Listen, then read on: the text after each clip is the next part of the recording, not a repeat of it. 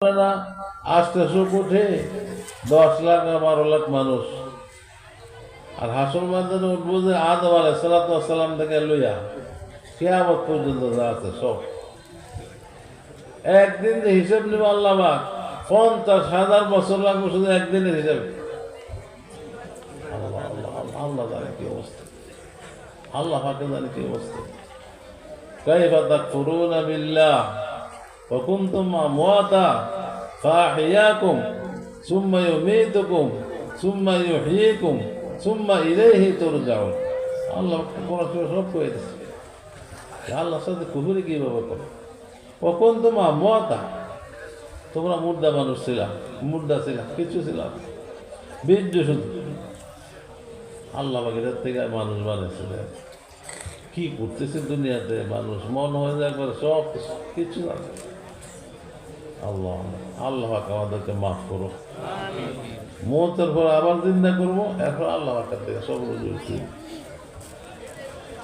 বলছিলাম যে কোরআন শরীফ যারা পড়ছে, কোরআন শরীফ পড়ানোর পরে এই কোরআন শরীফ পেলে ইয়াদ করলো। এই কোরআন শরীফ সকালবেলা মসজিদে যাইতে উজু করে যাইতে যাইতে কোরআন শরীফ পড়ো, মসজিদে বসে কোরআন শরীফ পড়বো, মসজিদে বাড়িতে বাড়িতে কোরআন শরীফ পড়বো। এই 3টা টাইম, সকালে ফজরের সময় 3 টাইম, জোহরের সময় 3 টাইম, আসরের সময় 3 টাইম, মাগরিবের সময় 3 টাইম, এশার সময় 3 টাইম। এই 3 টাইমে লেখাপড়া নাই কোনো, মসজিদে যাইবো আর আইব।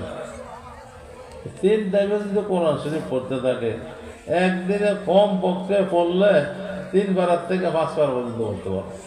আল্লাহ আল্লাহ, এই কোরআন শরীফ পড়ার টাইম বললাম, লেখাপড়ার টাইম, এটা লেখাপড়ার টাইম।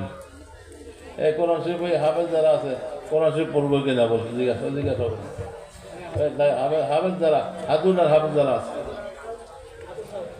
এই কোরআন শরীফ কয় পারা বলবা কম? সবাই পড়বো, হুজুররা সহ কয় পারা? এইটা তো কোরআন শরীফের মধ্যে, হাদিসের মধ্যে কি আছে?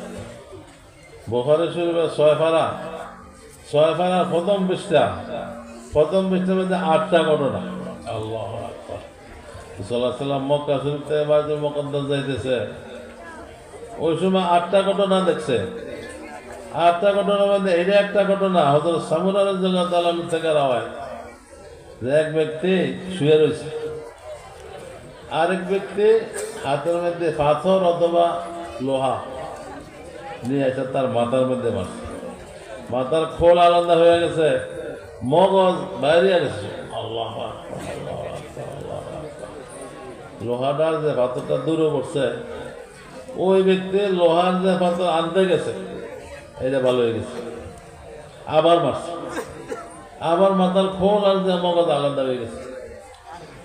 আল্লাহ এইভাবে মারতেছে আর ভালো হইতেছে। তো সাল্লাল্লাহু আলাইহি ওয়াসাল্লাম জিজ্ঞাসা করছে, এটা কে? বলছে আপনার উম্মতের মধ্যে ওই ব্যক্তি যে কোরআন শরীফ পড়ছে, কোরআন শরীফ পড়ে ভুলে গেছে, এটা আর পড়ে নাই। আল্লাহ পাক তাকে মওতের পরে এই আযাব দিতে থাকে, একেবারে কিয়ামত পর্যন্ত। কিয়ামতের ময়দানে কি আল্লাহ পাকে থাকে।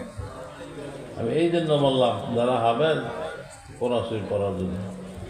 বুখারী শরীফের 6 পারা প্রথম পৃষ্ঠা আর কোরআন শরীফের 19 পারা প্রথম পৃষ্ঠা, এই 2টা আয়াত আর যে হাদিস পেয়ে আল্লাহ পাক পড়ার তৌফিক দান করেন। বস পাকে দাও।